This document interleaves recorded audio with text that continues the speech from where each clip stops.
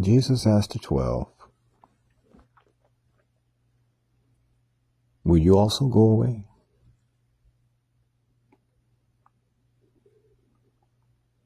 That question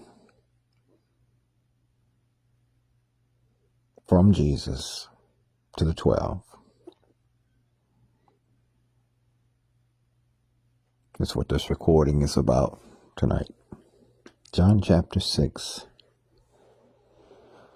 Perhaps maybe of the chapters in the Gospel of John, I believe chapter 6 I'm most captivated by. There's some things in this chapter,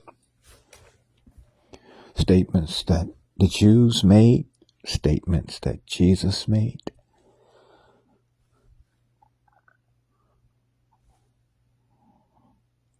Jesus told them in John chapter 6, verse 48, he said, I am the bread of life. One verse. He said, I am the bread of life. And they were like, don't we know his mother? Are not his brothers and his sisters with us? Don't we know them?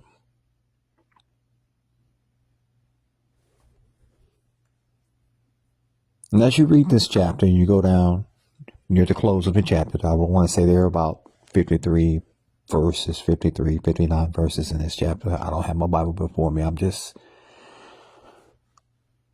before I turn in for nightcap tonight, I want to do this recording. I trust I won't be long because I put the text on my timeline, and I will also put it in the comment section. But this chapter, a favorite of mine, Jesus and the Jews, they are going back and forth. Jesus makes a statement. He said, I am the bread that came down from heaven. And they were complaining about that statement. They were murmuring. They couldn't understand. And that they were familiar with his family. They knew him. But they couldn't process it. Okay, you came from heaven. How is that?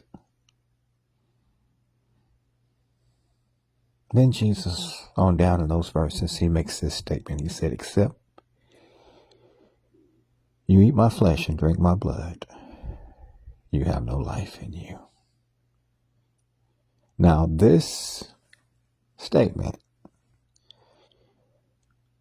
that Jesus made, it was a hard saying, because even his own disciples, they said, this is a hard saying. Who can understand it? And the Bible says, many of them, his disciples now, walked away. Then Jesus looked at the 12 that he chose. You know, he had a following. There were other disciples. But then John, when he wants to talk about the 12 that Jesus chose, because see, all the others he didn't choose. They were just fans. But these he chose. They were elected of God. Just like you and I who believe. We are elected. We have been chosen of God.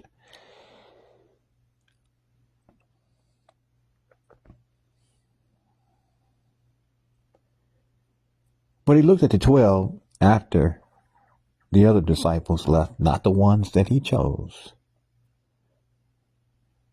The ones who chose to follow him. When he said that about eating his flesh and drinking his blood, they said, this is a hard saying. This is hard. And they walked away. They left him. And he asked that question to the 12. He said, will you also go away? And this today is my meditation. This is, I mean, I'm you know what got me about this question? Here is the Son of God who knows all things. He is truly human and truly divine. He is God's Son. That means he is God. He is divinity. He is truly God. He has dual natures. But as a human being, he has to question. And as God, he said, will you also go away? Now, if he knows everything, why would he ask that question?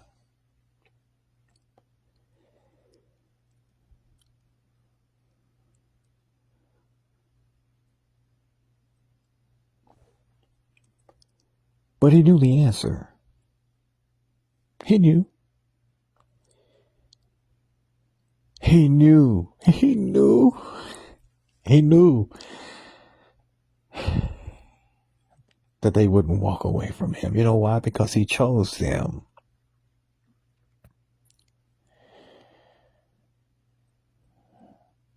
He chose them. They were given to him by his Father. They're not going anywhere. And he knew that. Can you imagine? Look at the scene. They followed Jesus up until this point. Many of them. Many of the disciples, his followers. But the 12, it was Peter who spoke up and said, Lord, you have the words of life. Where will we go? Where will we going? You see?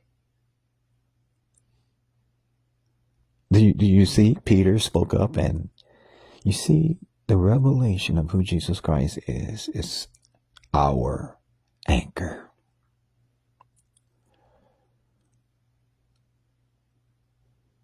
See, it is Christ who holds us, not we, whose hold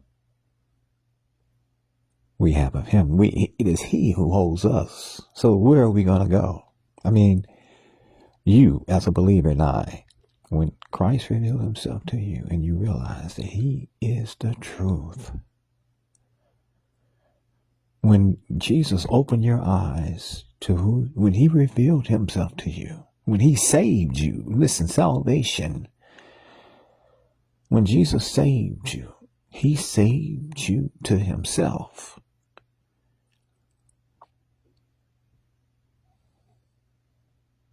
And no one can take you out of his hands. He's got, listen, and it's not so much you got a good hold on Jesus. Jesus got a good hold on you, and he's not going to let you go. But he asked the question, will you also go away?